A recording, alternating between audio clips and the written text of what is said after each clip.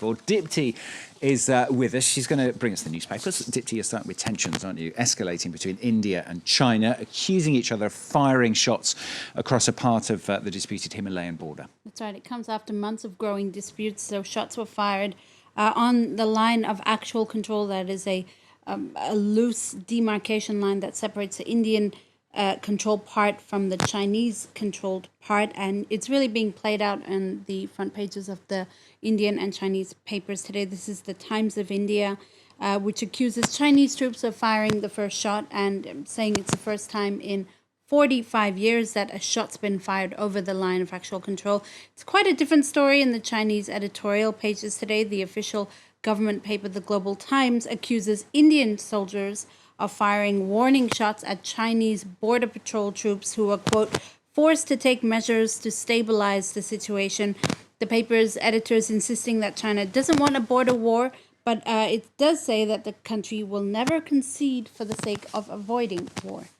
Another shocking story for you. This is the New York Times. They're looking at video testimony from 2 Myanmar soldiers. This is about the persecution of Rohingyas. Yeah, this video testimony from these 2 soldiers is really the first time that we're seeing an open confession about the kill all you see directive really given by the Myanmar army concerning the Rohingya. In other words, their active and premeditated participation in what the UN is calling a genocidal campaign.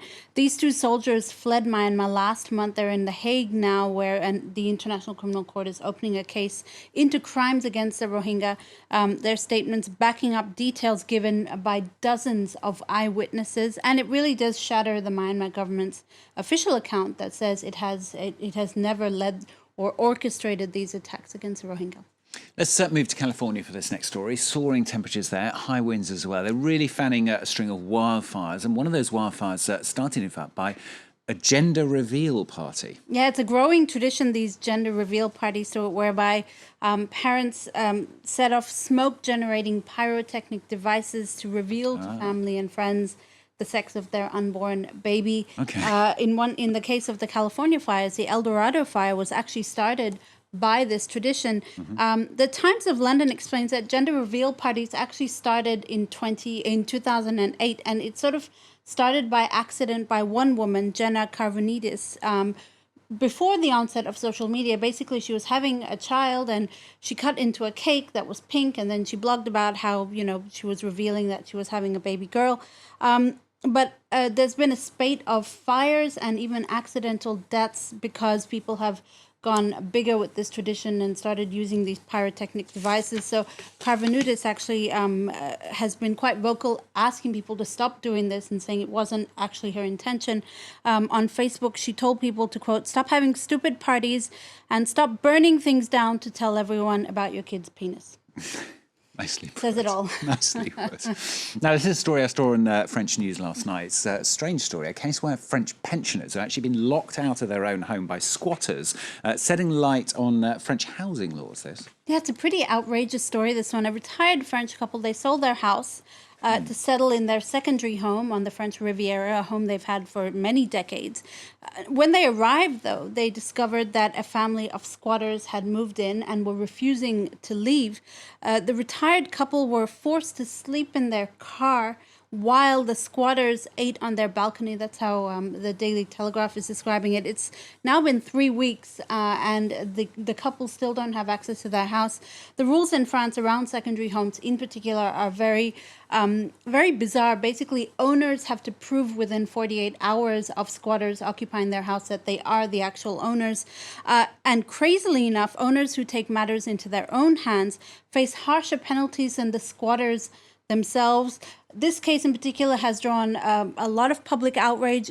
It's drawn calls also for France to change these very strange housing rules. Does sound very, very bonkers. Finally from Dipti, you may not have watched it yourself, but I bet you've heard of Keeping Up with the Kardashians. Yes? No? Anyway, it's coming to an end, isn't it? That's right. The reality TV show that gave us a narcissistic selfie culture and influencers is ending after its next season, and after 20 years and 14 seasons on air. Whether you like it or hate it, the reality show did define generations, again, for better or for worse. It was also full of controversies. It started with a sex tape. There was also Kim Kardashian meeting, marrying, and divorcing the same man within 1 year. There was a promotion for the catastrophically failed Fire Festival, a blackface scandal, an ad for an appetite-suppressing lollipop. There was a very ugly cheating scandal. And most recently, there was Kanye West announcing that he'd be running for US president. All of that in 14 On that seasons. show. You know what's coming on instead? Keeping Up with the Laurents and the Carols. With our business presenter and our paper I think we'll reviewer. get far less viewers. Maybe just our moms. Too much. Just too scandalous. Thanks very much, guys.